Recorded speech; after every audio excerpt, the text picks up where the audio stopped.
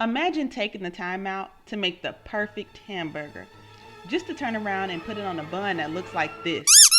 When you can get in the kitchen yourself and make a bun that looks like this. So you can make hamburgers that look like this. Or like this. Or like this. So let's get into it. So in a small pot on medium heat, I'm going to put our 2 tablespoons of water, 4 tablespoons of milk, and 2 tablespoons of bread flour into my pot and whisk it together really good. Now once you let it sit and you start to see it bubble up, you want to go back and whisk it some more and continue to whisk it until it all comes together and it looks like a paste. When you're done, you should get something that looks like this. So just like in our cinnamon roll video, I warmed up some milk. We're going to put in our dry active yeast and whisk it together until it looks like cereal. Once that's done, sit it aside for about 5 minutes. Alright, in our stand mixer I have our bread flour. Now with this recipe, you want to use bread flour, not all purpose. So I'm going to start the stand mixer with the bread attachments and pour in our milk. Add in that paste you made. Add in our softened butter, our sugar, salt, and then eggs. So here I used 1 whole egg and 1 egg yolk. Don't forget that part. At this point, you can use your spatula to help start mixing it together. And after a couple minutes, it should start to look like this. At this point, you just want to allow the mixer to knead the dough for about 5 to 7 minutes.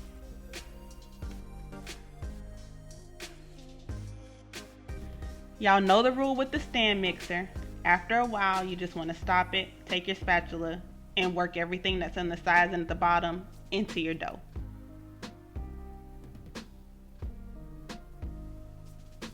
And then start mixing again. So once it's done, you should get something that looks like this. Not all the way combined, but just enough that you can take it out the bowl and start to knead it with your hands. So that's what we're gonna do. Look at y'all, y'all done made dough twice. I don't wanna hear that y'all can't do nothing.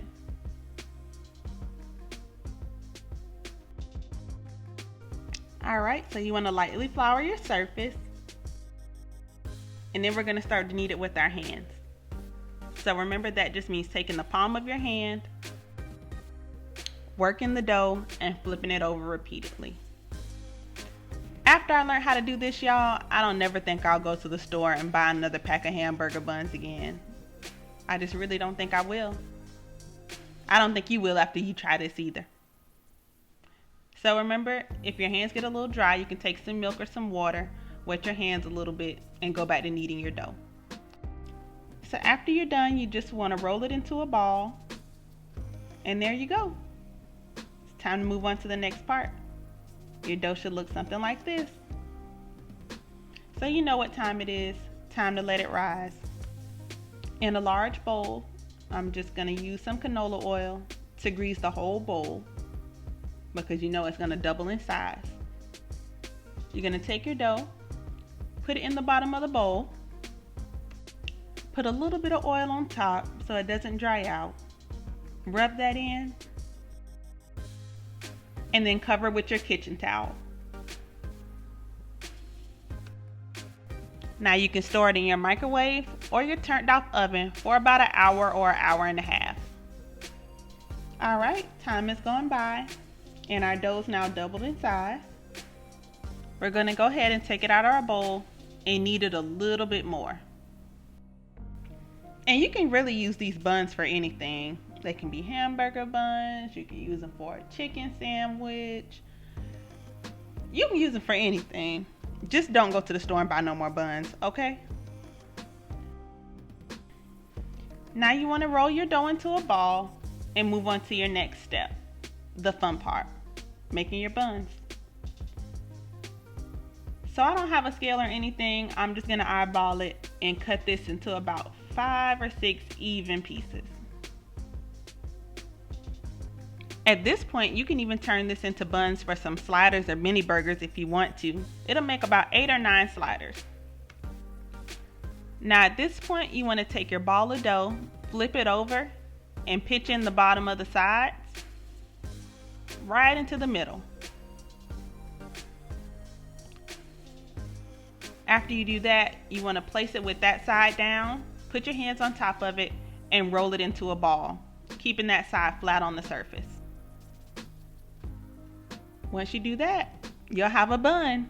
Now they might look small right now, but don't worry because we're going to let them rise again. So you know I always do things a couple times for y'all. So I'm going to take the dough, flip it over, pinch in the bottom to the middle,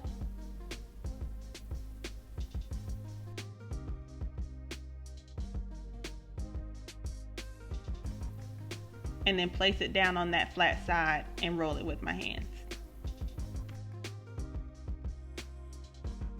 And you just want to repeat this until you've rolled all your buns. I have my baking sheet that I lined with some parchment paper. All of your buns might not fit on one sheet, and that's okay because you want to give them space to rise. Now I'm going to lightly flour the top of our buns just a little bit with some of that bread flour. Like Salt Bae, just sprinkle it on there. Then you want to cover it with that cling wrap. Did I mention how much I hate this stuff? Because I really do. So you want to let your buns rise for about 15 minutes.